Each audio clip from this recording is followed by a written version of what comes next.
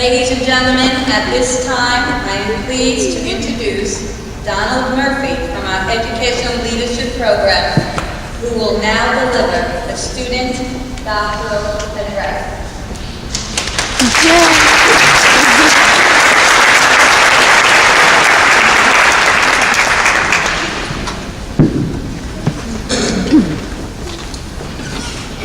Thank you very much, Professor Facetta.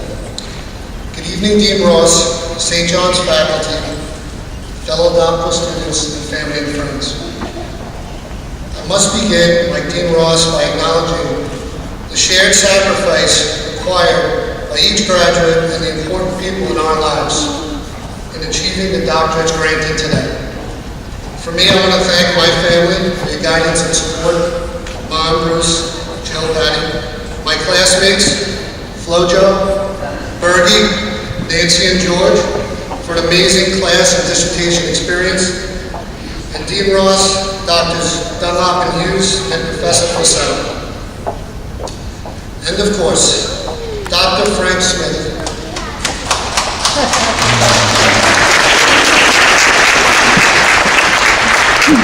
The greatest mentor a student could ever hope for. Dr. Smith is a once-in-a-generation educator, the most modest man you will ever meet, despite having every reason to brag. Lastly, I want to acknowledge my wife. It has been a shared sacrifice, and I think all the graduates would agree as we went through this. You have been my source of strength, comfort, and determination.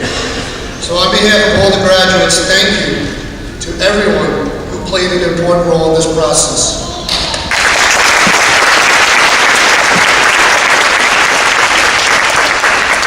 In writing this speech, I listened to the guidance conveyed to me by Dr. Palmer, who counseled me to be reflective today, share my story, and to be inspiring if possible.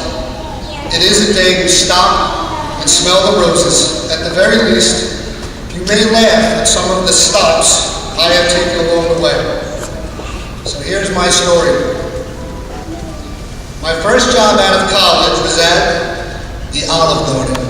I worked as a waiter, shirt, tie, maroon apron, and unlimited salad and breadsticks. Some Olive Garden fancy.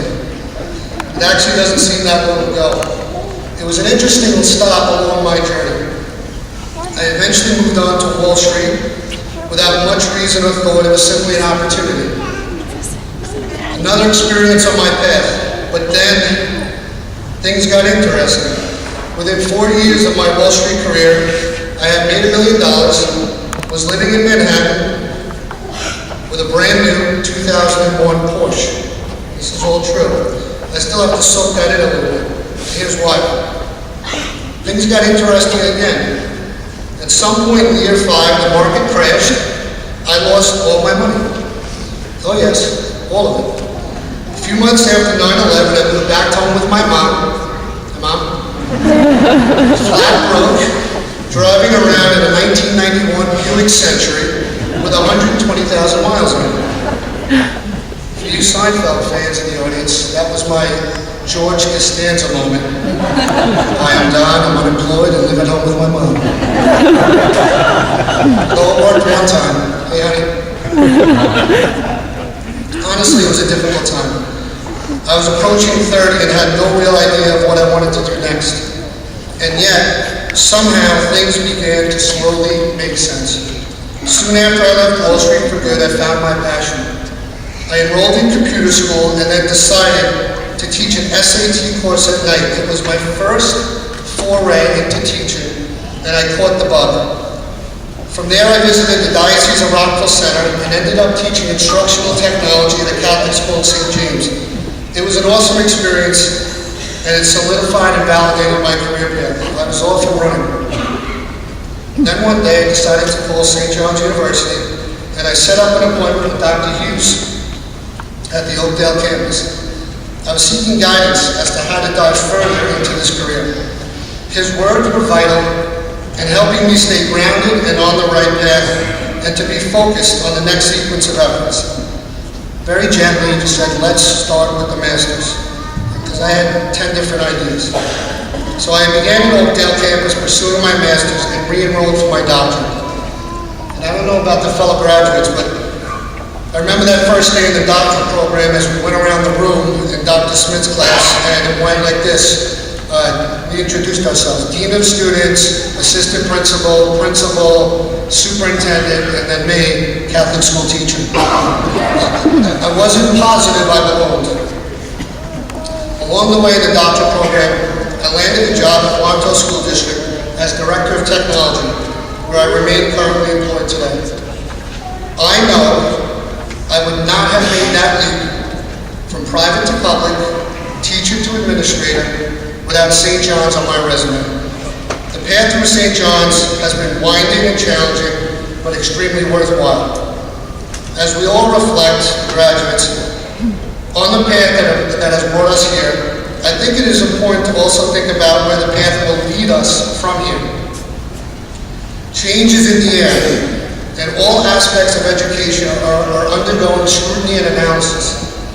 The potential tax cap, race to the top, teacher and administrator salaries and contracts, which Newsday touches upon from time to time, APPR, and much more. We do have a choice as graduates and educators as to how we respond to all of this. Instead of doing this focus on all of us as a bullseye, let us decide to view it as a spotlight. I believe we are up to this challenge. If we made it this far, all of us have the capacity for great things. The capacity to flourish in this spotlight and act as agents of positive change, as first suggested by John Dewey a long time ago. However being an agent of change manifests itself, I am confident that all of us graduates will be viewed as leaders in this important cause. And yet, the most profound change impacting education is somewhat being lost in the maze of topics I just mentioned. The change in the world to a fully connected, global, competitive society with technology acting as the facilitator. And I must pause on that point. Somehow, Web 2.0 and 21st century learning have at times become sound bites or talking points in the field. Filler terms for flyers and workshop agendas. But what these phrases represent truly encompasses the technological opportunities and learning environments today's children must have available to them. Technology, to me, is the great equalizer in this complex world. It levels or flattens, as Thomas Friedman would say, the playing field for all. My 3-year-old daughter, Ella, asks for Baby Einstein, not on a VCR or a DVD player, but when I take my iPhone out of my pocket. Wherever we are, she is quickly understanding that her learning opportunities exist at any time, in any environment. Technology makes that possible. In any field our students choose, waiter, Wall Street trader, educator, they will need the skills to communicate, collaborate, and create authentic work with their own stamp, their own voice. They will find themselves competing for jobs with students from all over the world. It is truly a new world. And we, the newly minted doctors, are lucky enough to be in a position to guide others on their own paths in this world. As we move on, graduates, let us all try and value each experience, enjoy each moment, reflect on and appreciate the journey, and attempt new challenges. Every experience is necessary and makes sense. For me, somehow my journey has made sense.